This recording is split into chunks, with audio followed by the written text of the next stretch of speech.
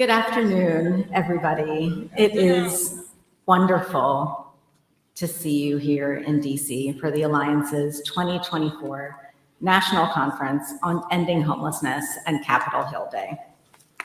I just want to start by thanking Dr. T. We don't often have non-Alliance folks on the plenary stage for day one, but when I thought about who could talk about inspiring some faith in this moment when a lot of folks are struggling, Dr. T was number one on my list. Can we please give her another round of applause?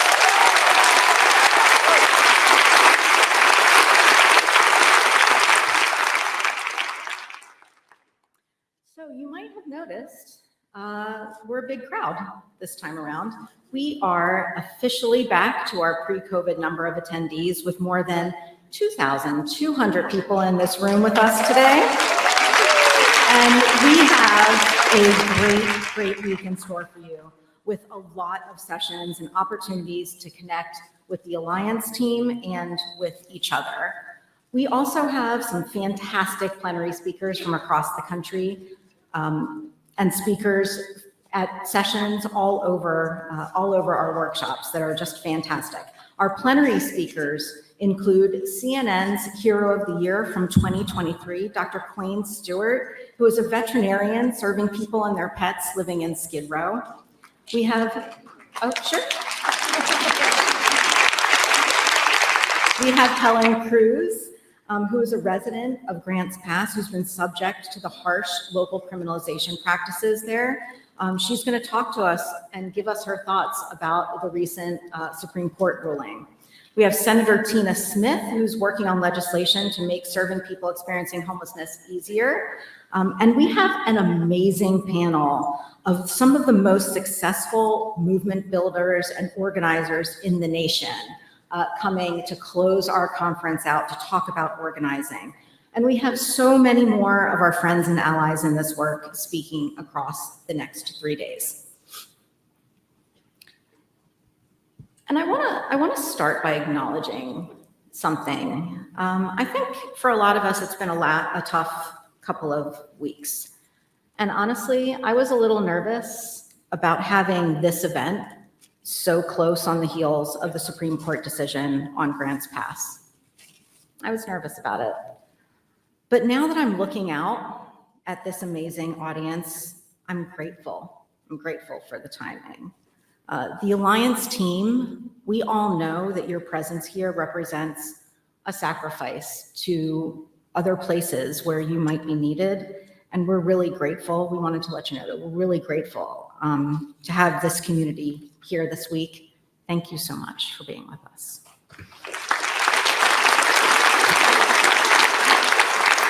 So as always, we're going to work hard while we're here, but this week is also about connection. It's about recharging. It's about recommitting to our why, the why that brought each of us into this work to begin with. Our team has cultivated an agenda that will ensure that you will be inspired, that you'll experience moments of joy and togetherness, and that will leave you ready to go back to your community to continue your work. We'll also be talking a lot about advocacy this week and the need for all of us to participate. This is true more than ever in light of the recent Supreme Court ruling that punishing people for sleeping on public property does not constitute cruel and unusual punishment under the 8th Amendment, even if elected officials have failed to produce enough shelter or housing for everyone who needs it. At the Alliance, we found this ruling to be cruel and unusual, and we're going to talk a lot more about it. Yes. So if you've been to any of the last 4 conferences since I've held this role as CEO, you know that I start with a roll call. And I just want to see who's in the room today. So if you feel comfortable, raise your hands in response to the questions that I'm asking. If they apply to you, you can be in more than one category. And I encourage you to look around while we're doing this roll call, because you might see someone that you want to connect with during this conference based on how they respond. And we're going to just start with a fun one. We started today's plenary with some music, so I'm going to ask a music question. Who's seen a great concert in the last year? How many of you saw Beyonce?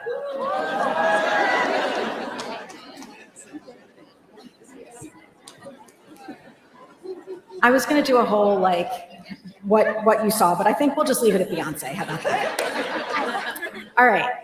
Who is at an Alliance conference for the very first time?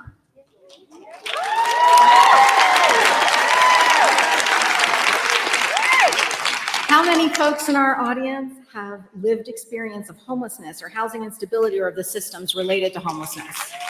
Thank you for being here. Thank you. How many of y'all are frontline staff? Nice. How many of you are continuum of care or other systems leadership? How many of it folks are tribal members or tribal leadership? Technical assistance providers or funders? Staff from other national organizations? Can I see the hands of our federal staff or local government staff? And hey, for federal staff and local government staff, we see you. We see you.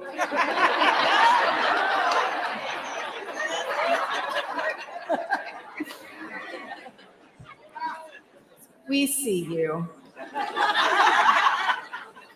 Do we have any housers in the group? And here's my last question. And for those of you who are here for the first time, take a good look around, because these are the folks that will be a good resource for you. How many of you have been doing this work for 5 years or more? How many of you have been doing this work for 10 years or more? How many of you have been doing this work for 20 years or more? How many of you have been doing this work for 30 years or more?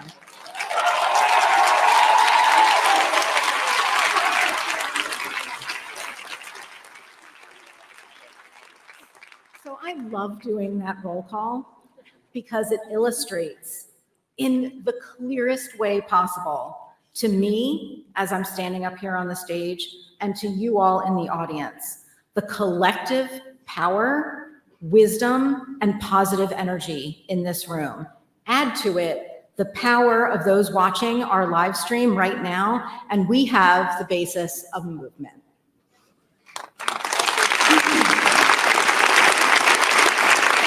In this room, we have the skill and expertise to do amazing and powerful things, whether it's working to get someone experiencing the most traumatic period of their life back into housing, or writing successful grants to keep the scarce funding that you have going in your community, or organizing to fight back against harmful laws in your community. In this room, we have the tools that we need to make positive change. And we all have a why, the reason that we're in this work, that we're in this room. And while we each may have a slightly different story, I know that what brings us together are our shared aspirations and the belief that even one person experiencing homelessness is too many.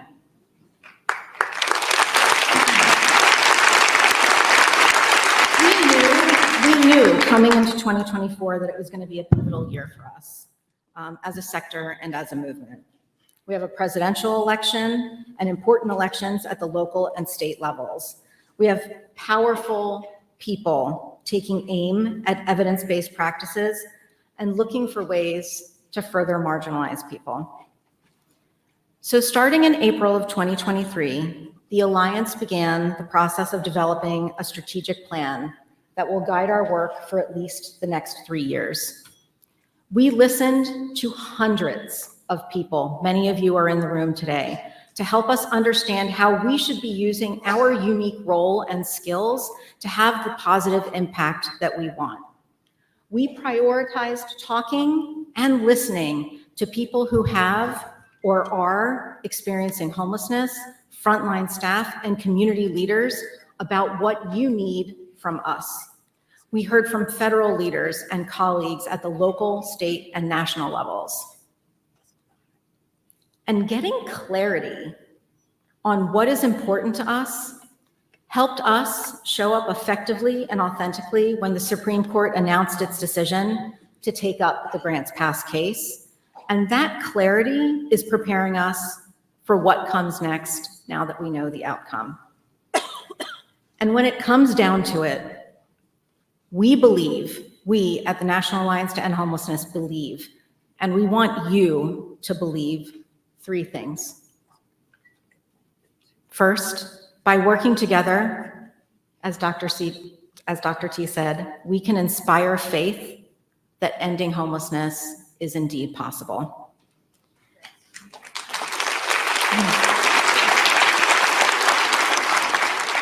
We used to have that faith, and somewhere along the way, we seem to have lost it.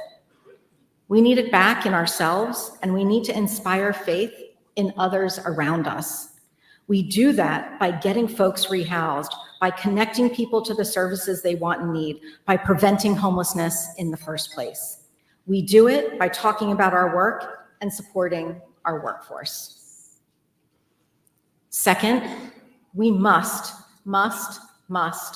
lead with love, equity, and respect for our unhoused neighbors in everything that we do.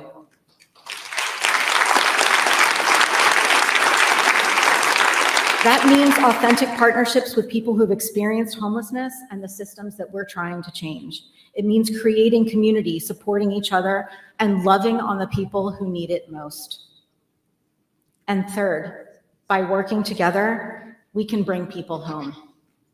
We fight for the resources and policies we need. We work with non-traditional partners.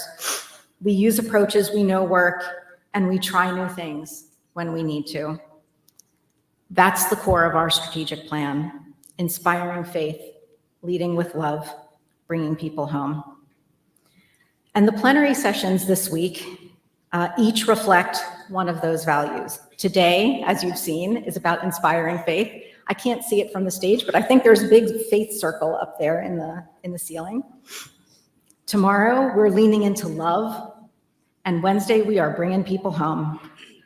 You'll see this in the branding every day of this conference, because we want to tell you, and we want to tell the world, how we are doing this work over the next 3 years, because the how matters. What drives us matters.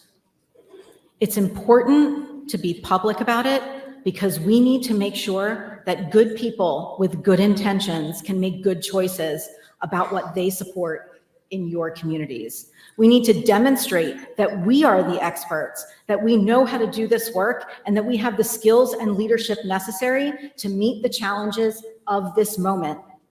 Those who wish to criminalize people living unsheltered, who want to round people up and put them in camps, who pretend that they are compassionate as they attempt to remove people who are struggling from public view, aren't driven by those values. We are, you are.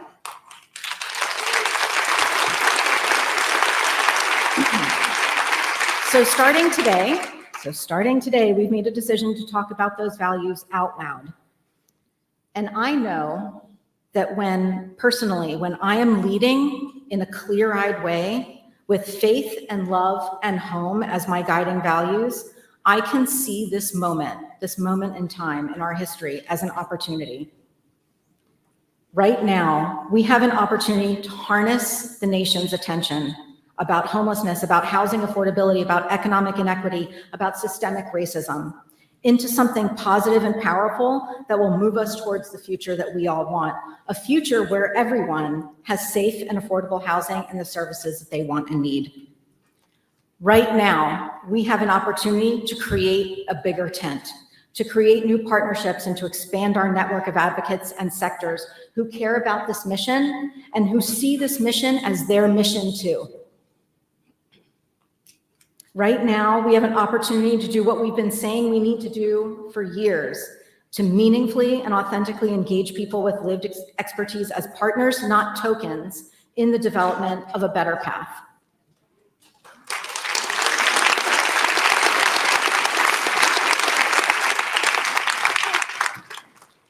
And here's where you can start. Right about now, you should be getting a notification on the Whova app asking you to contact your members of Congress to sign onto a letter to President Biden, urging him and the administration to take immediate action in opposition to criminalization and to promote human-centered and evidence-based responses. Please, please take a few minutes between now and Wednesday to take action and stop by the Advocacy Hub, which is right outside, to talk with our policy team to learn more. The other place you can start this week is to spend your time here sharpening your skills, learning from your colleagues and from people who've been through our systems, and sharing your own expertise with your fellow attendees. This is how we will end homelessness.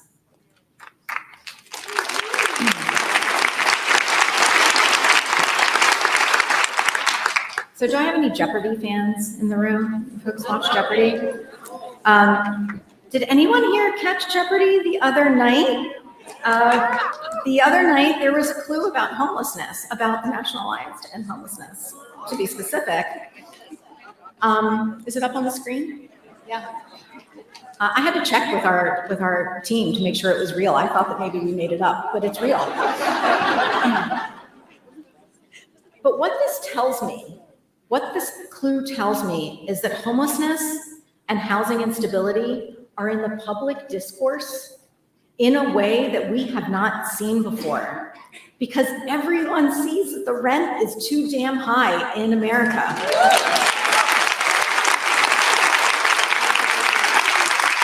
And if we sit on the sidelines now, we'll miss the opportunity to make our case for housing justice, for the resources and policies we need, for treating all of our neighbors like human beings. If we sit on the sidelines, we'll miss our opportunity to ensure a future where housing is a human right. That's right. But I don't actually think that we're missing this opportunity. I think that we're just getting started. With guidance from our friends at the National Homelessness Law Center, over 1,000 organizations and public leaders filed more than 40 amicus briefs in support of Gloria Johnson and the other plaintiffs in the Grants Pass case. Raise your hand if you or your organization contributed or signed on to one of those. Nicely done, everybody, nicely done.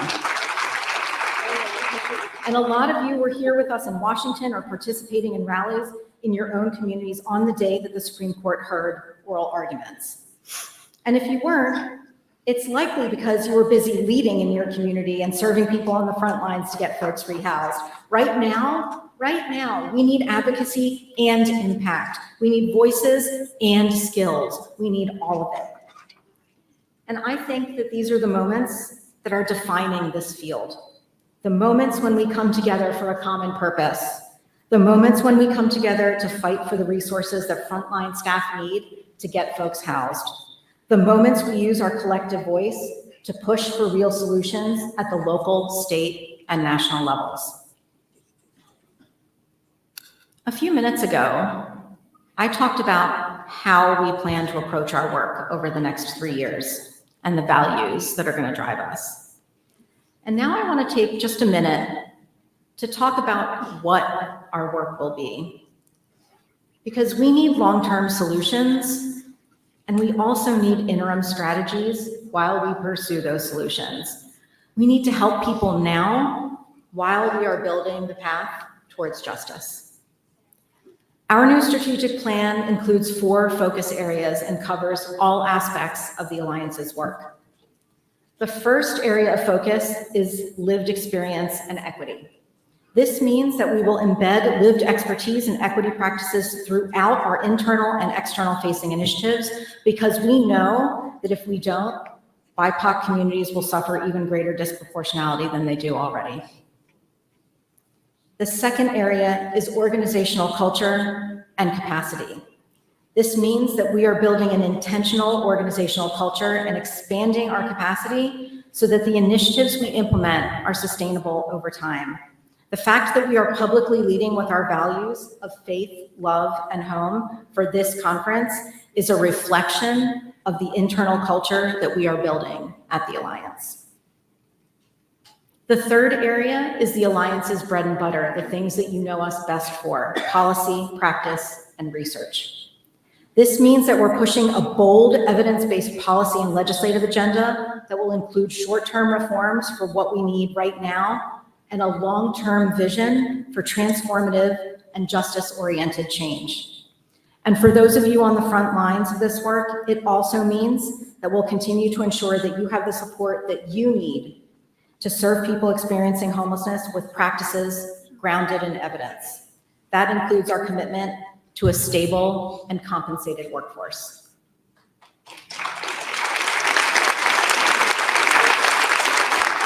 Workforce compensation always gets applause. I love it. And our fourth area of focus is community and movement building. This work, this body of work, will largely be new to us, but we believe that this moment in our history calls for it. This area of focus includes thinking about how we use these conferences to build our movement, strategic communications to get folks on our side, and expanding our direct work with states. By aligning our core values and focusing in these key areas, we can accomplish some really important goals together. We can get folks who may be on the fence about what to support in their communities on our side. The more informed people we have with us, the better chance we have of making the progress that we need. We can pass legislation and budgets at the state and national levels that not only support evidence-based policy, but help us move the needle and measurably decrease unsheltered homelessness. We can learn from and align with other movements and build more cross-sector partnerships. And most importantly, we can bring more people home by supporting each and every community in this country to have a strong plan and a strong process to reduce homelessness that treats people with dignity, that provides equitable access to the housing and services people need, and that recognizes the different needs of seniors and youth and families and veterans and people with disabilities and others. That's what keeps me in this work. The faith that our world of today does not need to be our world of tomorrow. That together, we will end homelessness.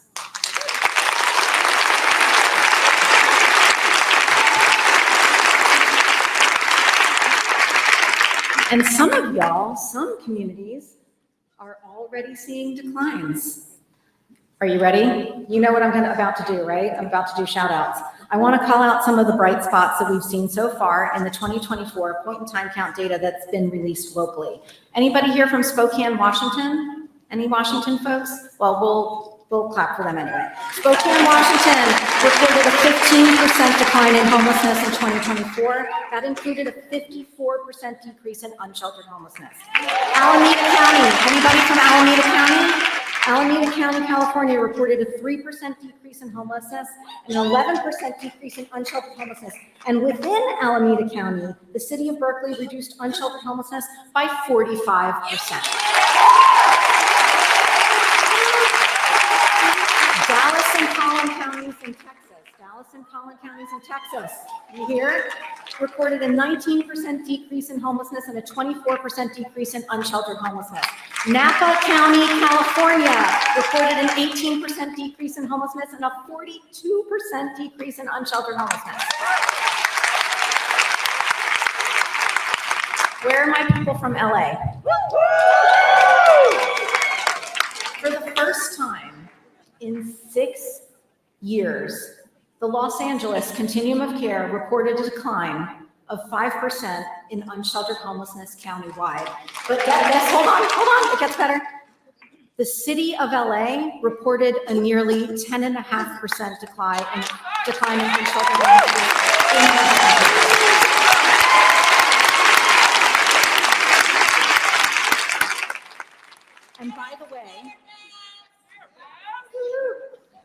And by the way, these communities did not reach these milestones by primarily relying on fining, ticketing, or jailing unhoused people.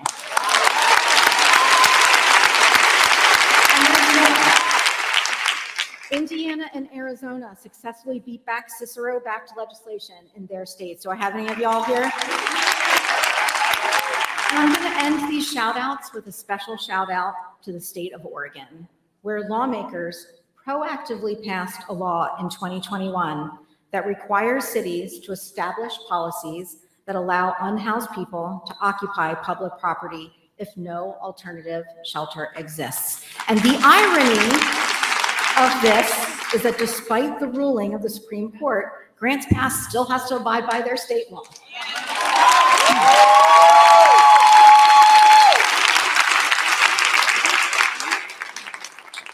By the way, we need like 49 more of those, so let's We celebrate these wins because they're important, because wins can inspire faith that ending homelessness is achievable. They can create more momentum towards more progress.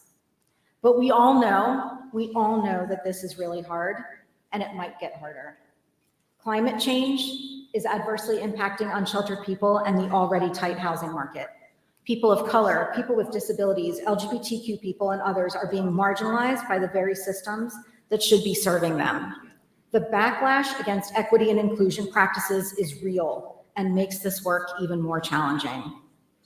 And we know that the national trends have continued to get worse over the last few years. Between 2022 and 2023 alone, homelessness increased nationwide by 12%, much of which was in unsheltered homelessness. According to HUD's data, the number of people entering homelessness for the first time in 2022 across the nation is about 19,000 people each and every week. So like I said, this work is hard and it is often frustrating, and it can be easy to give in to the anger or to lose hope. But I'm up here today to ask you to channel that energy differently. I am asking you to join us in leaning into the values that are plastered all over all of your conference materials and on the ceiling, apparently.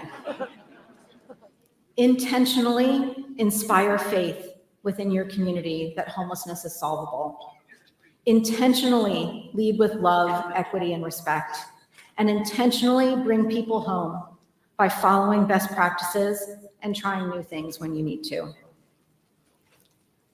For those of you who raised your hands when I asked if you've been doing this work for 10 years or 20 years, you know that at one time, not that long ago, our sector stopped talking about managing homelessness and set goals towards ending it. We made progress in key areas. And as a nation, we had faith that with the right policy, resources, and leadership, we could accomplish that goal.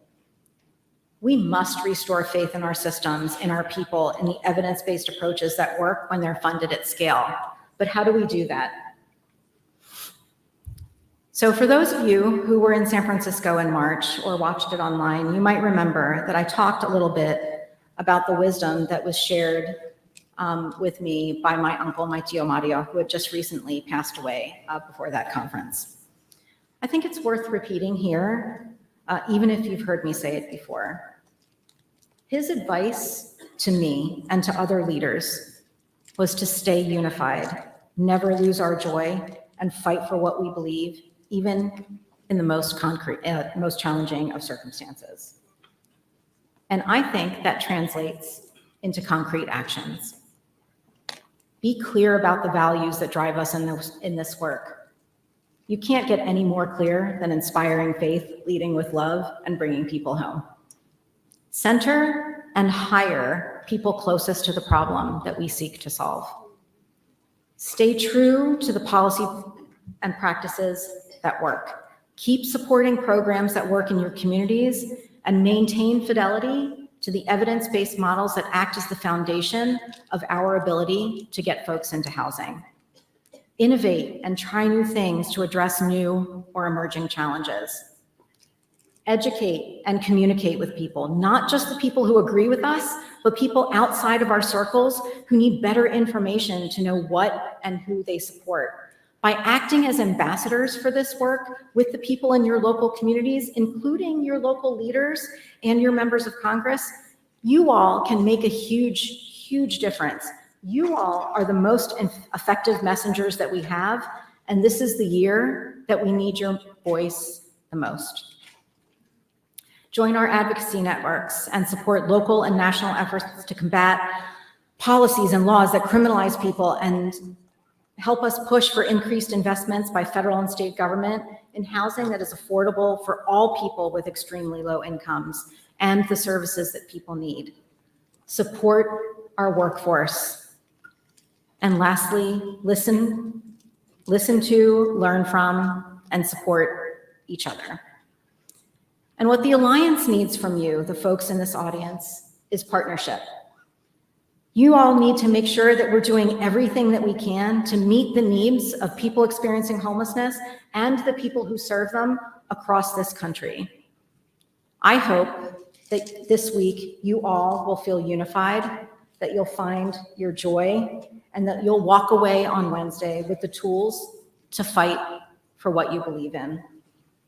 But most importantly, I hope that when you return home, you can continue to work with us, the National Alliance to End Homelessness, to make what you learn and believe a reality in your community. I hope that folks are feeling some joy and positive energy, because we are just getting started this week. I want to thank you all for being here. Thank you for your time. Thanks in advance to all of our speakers and to the entire Alliance team for putting together this incredible agenda. I hope that you all have a great conference. Thank you for your attention.